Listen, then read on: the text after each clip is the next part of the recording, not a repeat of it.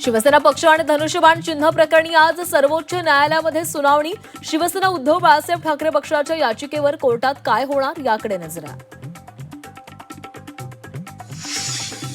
परीक्षा सुधारणा विधेयक लोकसभेमध्ये आवाजी मतदानानं मंजूर। आता राज्यसभेमध्ये परीक्षा। देशातील प्रत्येक विद्यार्थ्याचं अभिनंदन। विधेयक मंजुरीनंतर अमित शहांचं ट्विट।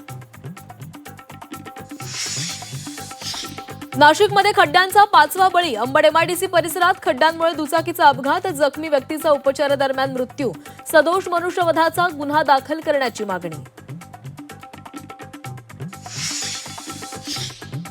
डोंबिवली डॉक्टर मारहाण प्रकरणी वाशिम जिल्हा न्यायालयामध्ये पीडित डॉक्टर वैभव साळुंखेची साक्ष नोंदवली। रमेश म्हात्रे समर्थकांनी धमकावल्याचं नमूद।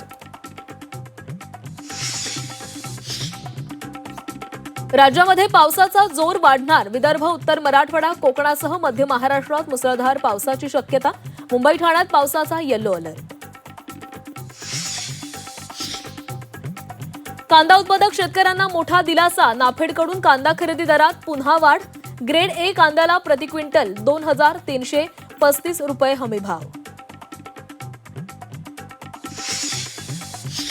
काळजी नको, 2 लाखांपर्यंत पूर्ण कर्जमाफी मिळणार। कर्जमाफी रकमेतील तफावतीवर मुख्यमंत्र्यांची ग्वाही। शेतकऱ्यांसाठी वन टाइम सेटलमेंटची घोषणा। उल्हासनगर मनपाचा गुवाहाटी पॅटर्न चर्चेत। गुवाहाटी इथं नगरसेवकांचं 5 दिवस प्रशिक्षण। प्रशासकीय कामकाजाचे धडे घेण्यासाठी दौऱ्यासाठी 65 लाखांच्या खर्चाला मान्यता। तुकाराम मुंढेंच्या आता शाळांवर नजर। शाळेतील भोजनासाठी एफडीएची नवी नियमावली। 50 मीटर परिसरात जंक फूडवर बंदी। झारखंडमध्ये 25हून अधिक ठिकाणी ईडीचे छापे। 600 कोटींच्या संपत्तीचा पर्दाफाश। 150 कोटींची मालमत्ता ईडीनं गोठवली।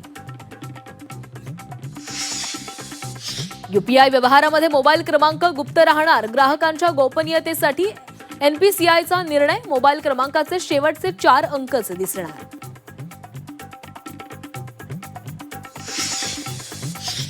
नंदुरबार शहरात वानरांच्या हल्ल्यामुळे शाळांना सुट्टी। वानरांच्या हल्ल्यात विद्यार्थी शिक्षक जखमी। वानरांना सुरक्षित जंगलात सोडण्याची मागणी।